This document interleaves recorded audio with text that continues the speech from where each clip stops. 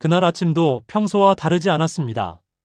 그런데 예상치 못한 소식을 듣는 순간 제 마음은 송두리째 흔들렸습니다. 평생 가족을 위해 살아오신 분이 갑작스러운 건강 위기를 맞으면서 평범했던 일상이 한순간에 무너져 내렸습니다. 그 모습을 지켜보는 것만으로도 마음이 벅차올랐습니다. 저는 30년 동안 노년기 식생활과 장수 식단을 연구해온 박사 이현준입니다. 그 일을 계기로 저는 다시 연구실로 들어가 수십 년의 자료를 뒤져가며 작은 희망의 실마리를 찾기 시작했습니다. 밤낮으로 논문을 들여다보고 해외 연구진들과 교류하며 방법을 찾아 헤맸습니다. 그리고 마침내 깨달았습니다. 우리가 매일 밥상에서 지나치듯 보는 단순한 7가지 식재료가 삶의 방향을 근본적으로 바꿀 수 있다는 사실을요. 값비싼 건강식품이 아니라 우리 주변에서 쉽게 구할 수 있는 평범한 재료들이었습니다. 실제로 우리 가족은 그 변화를 몸으로 경험했고 지금은 이전보다 훨씬 건강한 일상을 살고 있습니다. 많은 분들이 나이가 들면 당연히 몸이 약해진다고 생각합니다. 아침에 일어나기 힘들고 오후만 되면 기력이 떨어지는 게 당연하다고 여기죠. 하지만 제가 30년간 연구하면서 확인한 사실은 이겁니다. 나이 탓이 아니라 우리 몸에 필요한 영양이 제대로 채워지지 않았기 때문이라는 거예요. 여러분도 주변에 이런 고민을 겪는 분이 있으신가요? 제 가족 중 한 분인 장모님 이야기를 먼저 들려드리고 싶습니다. 장모님은 오랫동안 피로나 관절 불편함 때문에 일상에서 활력을 잃어가고 있었습니다. 예전에는 아침마다 화분을 돌보시고 동네 어르신들과 산책도 즐기시던 분이었는데 어느 순간부터 몸이 무겁다며 소파에서 시간을 보내는 날이 많아졌습니다. 계단을 오르는 것도 힘들어하셨고 손주들이 와도 예전처럼 반갑게 맞아주시지 못했습니다. 그 모습을 보며 마음 한켠이 계속 아렸습니다. 그래서 제가 연구해온 7가지 식재료를 아주 작은 양부터 시도하도록 권했습니다. 처음에는 번거롭다며 망설였습니다. 이것저것 챙겨 먹는 게 귀찮다고 하셨죠. 하지만 딱 한 스푼만 먹어보자고 부탁드렸습니다. 아침에 일어나서 물 한 잔 마시듯이 그냥 한 스푼만 드셔보시라고요. 처음 일주일은 큰 변화가 없었습니다. 장모님도 별 차이를 못 느끼신다고 하셨어요. 하지만 저는 포기하지 않았습니다. 연구 데이터를 믿었기 때문이죠. 그렇게 한 달이 지나자 장모님은 아침 몸이 훨씬 가볍다며 먼저 산책을 제안하셨습니다. 예전에는 제가 아무리 권해도 나가기 싫어하셨는데 이번엔 스스로 신발을 신으셨어요. 2달 후에는 손주들과 마트에 함께 다닐 만큼 기운이 돌아왔습니다. 카트를 밀면서 이것저것 고르시는 모습이 마치 5년 전으로 돌아간 것 같았습니다. 3달째가 되었을 때는 예전보다 더 밝은 얼굴로 하루를 시작하시는 모습을 보며 저 역시 기쁨을 감출 수 없었습니다. 화분도 다시 돌보시고 이웃 어르신들과 수다도 나누시더라고요. 오늘 이 영상에서 말씀드릴 내용은 여러분의 노년기 건강관리 방식을 완전히 바꿀 수 있는 중요한 지혜입니다. 이 이야기를 끝까지 듣고 실천하셔야만 진정한 변화를 경험할 수 있습니다. 끝까지 보지 않으시면 가장 중요한 실천법을 놓치게 됩니다. 마지막에 나올 단 하나의 습관이 모든 것을 바꿀 수 있거든요. 이런 중요한 정보를 더 많은 분들이 알 수 있도록 구독과 좋아요로 응원해주세요. 이 채널은 여러분의 건강한 노년을 진심으로 응원합니다. 그럼 이제 7가지 식재료의 구체적인 힘을 하나씩 살펴보겠습니다. 첫 번째로 말씀드릴 식재료는 해조류입니다. 우리나라 사람들은 미역국을 생일에 먹는 문화가 있죠. 그런데 왜 하필 미역일까요? 조상들의 지혜가 담긴 이유가 있습니다. 해조류는 세포 노화 속도를 늦추고 체내 정화 작용을 돕거든요. 바다에서 자라는 식물이다 보니 미네랄이 풍부하고 우리 몸의 노폐물을 밖으로 내보내는 힘이 강합니다. 한국영양학 연구자료를 보면 해조류를 꾸준히 섭취한 그룹이 그렇지 않은 그룹보다 세포 노화 지표가 훨씬 낮게 나타났습니다. 특히 60대 이상 시니어 그룹에서 그 차이가 더욱 뚜렷했어요. 제가 만난 박영수 68세님은 해조류를 아침마다 한 스푼씩 드신 후 아침 피로가 확 줄었다고 말씀하셨습니다. 예전에는 침대에서 일어나는 것만 해도 힘들었는데 이제는 알람 없이도 눈이 떠진다고 하셨어요. 활동량도 자연스럽게 늘어서 이웃 어르신들과 아침 운동도 다시 시작하셨다고 합니다. 그럼 어떻게 먹어야 할까요? 불린 해조류를 갈아서 아침에 한 스푼 정도 드시면 됩니다. 믹서기에 물과 함께 갈면 되니까 어렵지 않아요. 여기서 주의할 점이 있습니다. 가열 조리를 오래 하면 주요 성분이 많이 감소합니다. 그래서 가능하면 생으로 드시거나 살짝만 데쳐서 드시는 게 좋습니다. 미역국을 끓일 때도 너무 오래 끓이지 마세요. 여러분은 해조류를 평소 어떻게 드시나요? 두 번째 식재료는 들깨입니다. 들깨는 우리나라 전통 식재료 중에서도 특별한 위치를 차지하고 있습니다. 들깨에는 식물성 오메가 성분이 아주 풍부하게 들어있거든요. 이게 왜 중요하냐면 염증을 완화시키고 혈관 건강을 지켜주는 역할을 하기 때문입니다. 나이가 들수록 혈관이 좁아지고 딱딱해지는데 들깨가 그걸 예방하는데 도움을 준다는 거죠. 시니어 식생활 조사 결과를 보면 들깨를 꾸준히 섭취한 그룹이 그렇지 않은 그룹보다 인지 기능 지표에서 더 안정적인 경향을 보였습니다. 뇌 건강과도 연결되어 있다는 뜻이에요. 이춘자 77세님은 들깨가루를 드시기 시작한 후 손저림이 많이 줄었다고 말씀하셨습니다. 밤에 잘 때 손이 저려서 자주 깼는데 이제는 아침까지 푹 주무신다고 하셨어요. 낮에 느끼던 피로감도 확실히 줄어들었다고 합니다. 들깨는 어떻게 먹으면 좋을까요? 약불로 살짝 볶아서 분말로 만들어 요거트나 물에 섞어 드시면 됩니다. 볶을 때 강한 불에 하시면 영양소가 파괴되니까 약한 불에서 천천히 볶으세요. 고소한 향이 올라오면 딱 적당합니다. 여기서 하나 더 주의하실 점은 들깨는 산화가 빠르다는 겁니다. 그래서 한 번에 많이 만들지 마시고 일주일 단위로 소량씩 만드세요. 냉장 보관도 필수입니다. 들깨는 집에서 얼마나 활용하고 계신가요? 세 번째는 표고버섯입니다. 특히 건조 표고버섯 말씀드리는 거예요. 생표고도 좋지만 건조 과정을 거치면 면역을 활성화시키는 성분이 훨씬 높아집니다. 햇볕에 말리면서 비타민 D 같은 성분도 증가하거든요. 면역력은 나이 들수록 더욱 중요해지는데 표고버섯이 그걸 지켜주는 파수꾼 역할을 한다고 보시면 됩니다. 국내 식품 연구 자료를 보면 건조표고 추출물을 섭취한 그룹의 면역 활성 지표가 눈에 띄게 증가했습니다. 감기나 작은 질환에 덜 걸리고 회복 속도도 빨라진 거죠. 홍지순 68세님은 표고버섯 가루 덕분에 겨울철에 감기 한 번 없이 지냈다고 전해주셨습니다. 매년 겨울마다 감기로 고생하셨는데 작년 겨울은 정말 건강하게 보냈다고 하시더라고요. 주변 어르신들이 다 감기 걸렸을 때도 혼자 멀쩡하셨대요. 표고버섯은 어떻게 드시면 될까요? 건조한 표고버섯을 곱게 갈아서 따뜻한 물에 타서 한 스푼 정도 드시면 됩니다. 차처럼 마신다고 생각하시면 쉬워요. 여기서 주의할 점은 장시간 끓이면 효능이 떨어진다는 겁니다.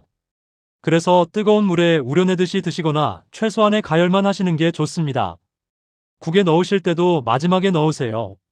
표고버섯은 어떤 방식으로 드시는 편인가요? 네 번째로 말씀드릴 식재료는 홍삼입니다. 홍삼은 우리나라 대표 건강식품이죠. 예로부터 기력이 떨어질 때 먹던 귀한 재료였습니다. 홍삼은 신체 회복력과 기력 관리에 정말 큰 도움을 줍니다. 특히 노년기에는 하루하루 체력이 중요한데 홍삼이 그 체력의 기초를 다져주는 역할을 해요. 한국 전통식품 연구 자료를 보면 홍삼을 꾸준히 섭취한 그룹의 피로 수치가 확실히 개선된 것으로 나타났습니다. 아침에 일어났을 때 느끼는 피로감부터 달라진다는 거예요. 윤미자 72세님은 홍삼 섭취를 시작한 뒤 하루 활동 시간이 크게 늘었다고 말씀하셨습니다. 예전에는 오후만 되면 누워 쉬었는데 이제는 저녁까지 활동할 수 있다고 하셨어요. 손주들과 놀아주는 시간도 길어지고 집안일도 예전처럼 하실 수 있게 됐다고 합니다. 홍삼은 어떻게 드시면 좋을까요? 따뜻한 물에 한 스푼을 풀어서 천천히 마시시면 됩니다. 아침에 드시는 게 가장 좋은데 만약 공복에 부담이 되신다면 식후에 드셔도 괜찮습니다. 사람마다 체질이 다르니까 본인한테 맞는 시간을 찾으세요. 홍삼은 평소 언제 드시나요?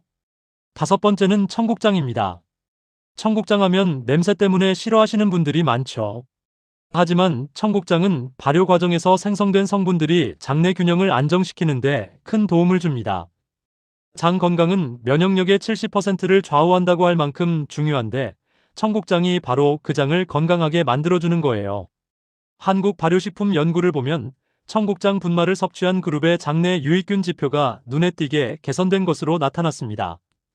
배변 활동도 훨씬 규칙적으로 변하고 소화도 잘 된다고 해요. 최나모 70세님은 청국장을 드신 후 더부룩함이 확 줄었다고 말씀하셨습니다. 식사 후에 항상 배가 불편하고 가스가 차는 느낌이었는데 이제는 소화가 편안하다고 하셨어요. 배변 리듬도 고르게 변해서 아침마다 시원하게 화장실을 다녀오신다고 합니다. 청국장은 어떻게 먹으면 될까요? 따뜻한 물이나 과일즙에 한 스푼 섞어 마시시면 됩니다. 냄새가 부담되시면 과일즙과 섞는 게 좋아요. 바나나나 사과즙에 섞으면 냄새가 많이 줄어듭니다. 여기서 주의하실 점은 처음부터 많이 드시면 향이 부담스러울 수 있다는 겁니다. 그래서 소량부터 시작하셔서 조금씩 양을 늘려가세요. 여러분은 발효식품을 얼마나 자주 드시나요? 여섯 번째는 단호박입니다. 단호박은 달콤한 맛 때문에 많은 분들이 좋아하시는 식재료죠. 단호박에는 항산화 성분이 정말 풍부하게 들어 있습니다. 이 항산화 성분이 우리 몸의 세포를 보호하고 노년기 체력 유지에 큰 도움을 줘요. 색깔이 진할수록 항산화 성분이 많다고 보시면 됩니다. 국내 농식품 기관 자료를 보면 단호박 속 항산화 지표가 노화 관련 수치를 낮추는데 긍정적인 영향을 보였습니다. 특히 눈 건강이나 피부 상태에도 도움이 된다고 해요. 김정혜 74세님은 단호박을 꾸준히 드신 후 오후 피로가 크게 줄었다고 말씀하셨습니다. 점심 먹고 나면 꼭 졸렸는데 이제는 오후에도 활동할 수 있다고 하셨어요. 눈도 예전보다 덜 피곤하고 작은 글씨도 잘 보인다고 합니다. 단호박은 어떻게 드시면 좋을까요? 찐 단호박을 으깨서 간식처럼 드시거나 아침 죽에 섞어 드시면 됩니다. 달달해서 따로 설탕을 넣을 필요가 없어요. 우유나 두유와 섞어서 스무디처럼 만들어 드셔도 좋습니다. 여기서 주의하실 점은 단호박에 당 성분이 있어서 과다 섭취는 피하셔야 한다는 겁니다. 하루 한두 번 정도가 적당합니다. 단호박은 어떤 방식으로 드시나요? 마지막 일곱 번째는 검은 콩입니다. 검은 콩은 단백질과 안토시아닌이 풍부해서 근력 유지와 혈관 건강에 정말 좋습니다. 나이가 들면 근육이 빠지기 쉬운데 검은 콩의 양질의 단백질이 그걸 막아주는 거죠. 안토시아닌은 혈관을 튼튼하게 하고 혈액순환도 돕습니다.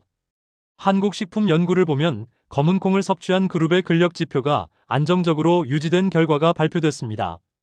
계단 오르기나 걷기 같은 일상 활동이 훨씬 수월해진다는 거예요. 오경수 69세님은 검은 콩가루를 드신 후 무릎 힘이 예전보다 좋아졌다고 말씀하셨습니다.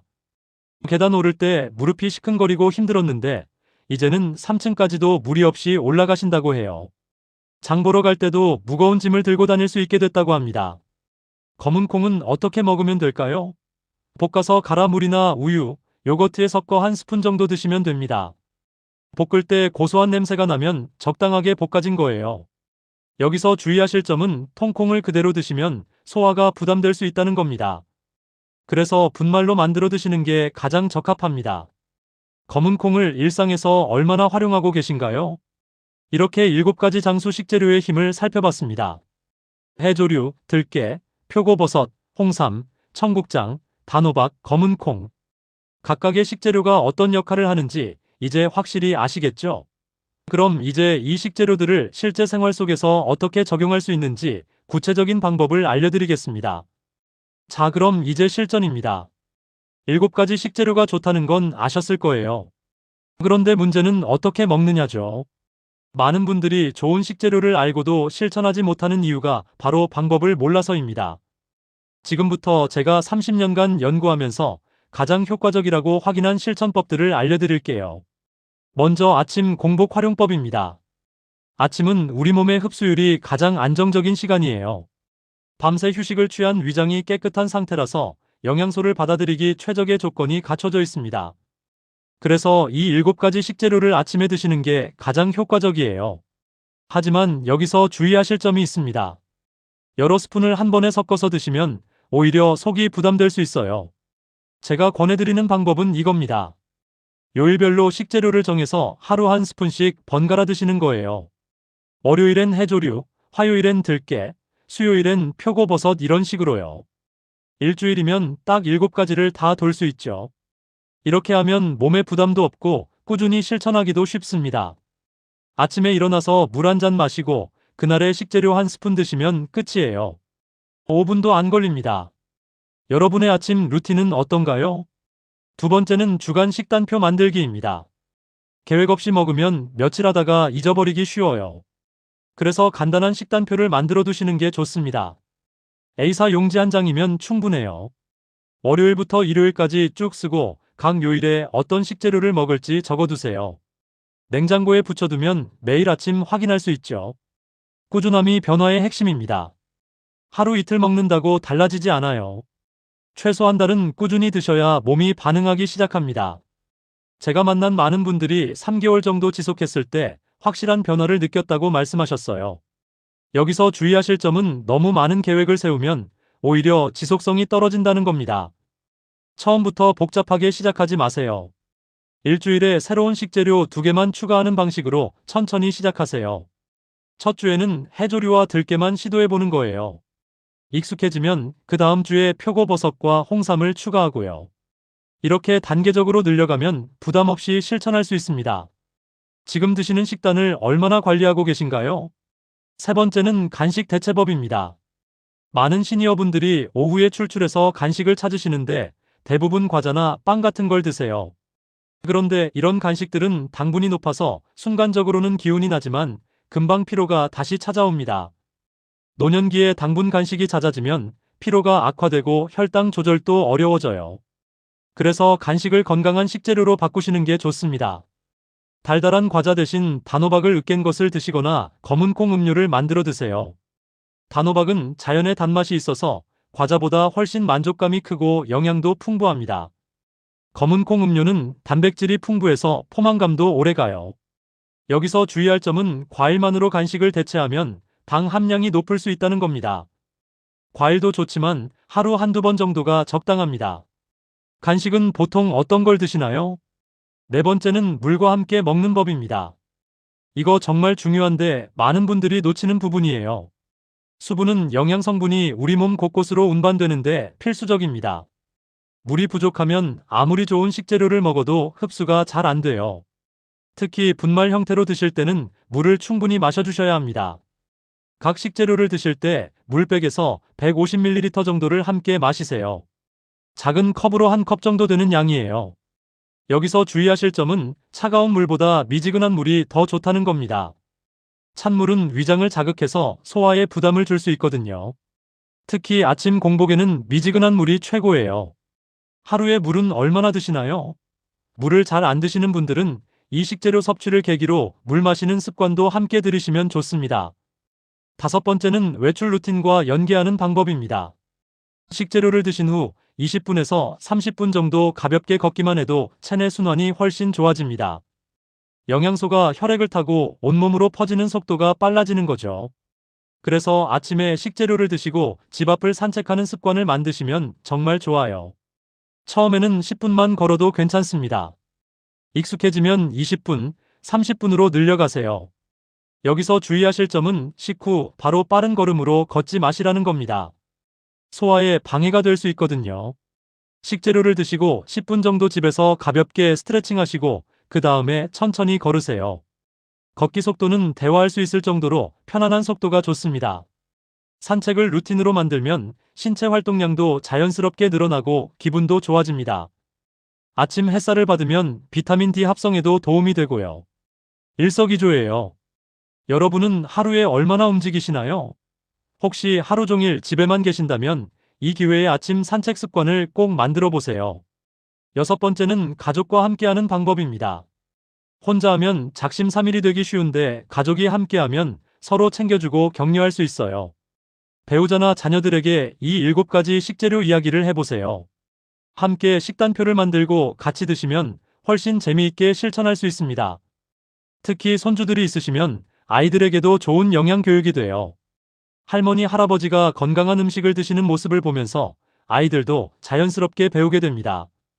주말에는 가족들과 함께 이 식재료들로 간단한 요리를 만들어 보시는 것도 좋아요.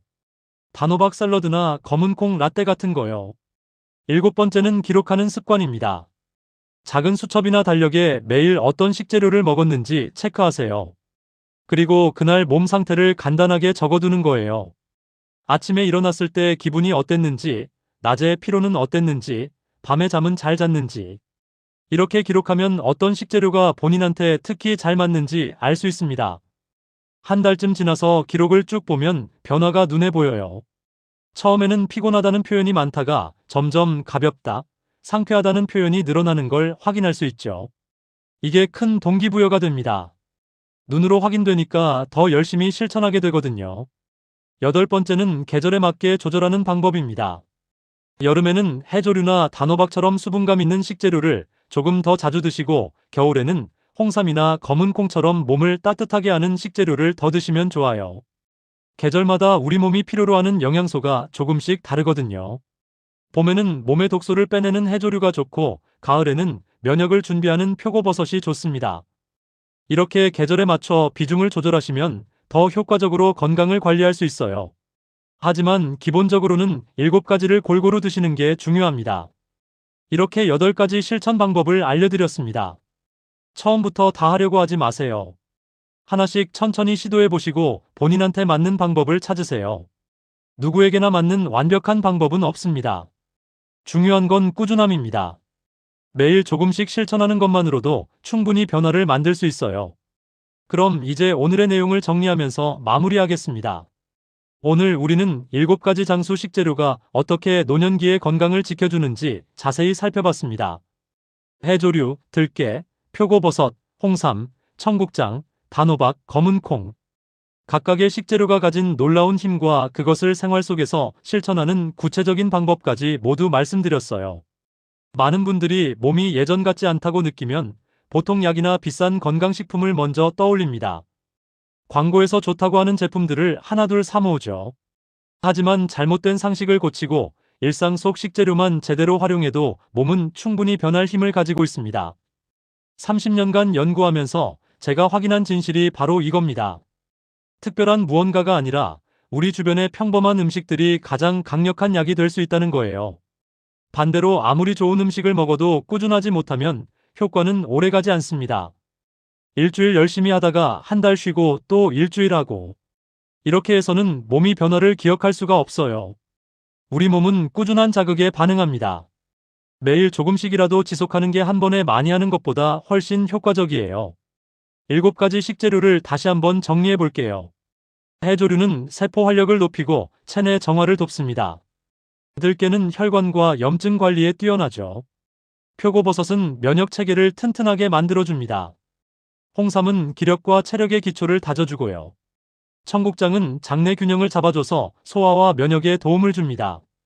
단호박은 항산화 성분으로 세포 노화를 늦추고 눈 건강에도 좋습니다. 검은콩은 근력 유지와 혈관 건강을 지켜주죠. 이 7가지를 골고루 드시면 노년기의 체력, 근력, 활력까지 고르게 챙길 수 있습니다. 단순히 한두 가지만 좋아지는 게 아니라 몸 전체가 균형 있게 건강해지는 거예요. 세포 수준에서부터 장기, 근육, 혈관까지 모든 부분이 함께 좋아집니다. 잘못 관리하면 어떻게 될까요? 피로는 계속 반복되고 활동량은 점점 줄어듭니다. 아침에 일어나는 게 힘들고 낮에는 소파에 누워 시간을 보내게 돼요. 계단 오르기가 두렵고 장 보러 가는 것도 부담스러워집니다. 하고 싶던 일들을 하나둘 포기하게 되고 손주들과 놀아주는 시간도 줄어들죠. 친구들 만나는 것도 귀찮아지고 집에만 있는 시간이 길어집니다. 하지만 제대로 관리하면 완전히 다른 삶이 펼쳐집니다. 아침이 가볍고 상쾌해집니다. 알람 없이도 눈이 떠지고 하루를 시작하는 게 기대되죠. 걷는 속도가 빨라지고 계단도 가뿐하게 오를 수 있어요. 오후에도 활력이 넘쳐서 하고 싶은 일들을 다 할 수 있게 됩니다. 손주들과 뛰어놀고 친구들과 여행도 갈 수 있어요. 하루하루가 다시 기대되는 시기가 찾아오는 겁니다. 70대, 80대라고 포기할 필요가 전혀 없습니다. 지금이라도 시작하면 충분히 변화를 만들 수 있어요. 제가 만난 수많은 분들이 그걸 증명해 주셨습니다. 60대 후반에 시작해서 70대의 가장 건강한 시기를 보내신 분도 있고 80대에 시작해서 90대를 활기차게 맞이하신 분도 계세요. 나이는 숫자일 뿐입니다.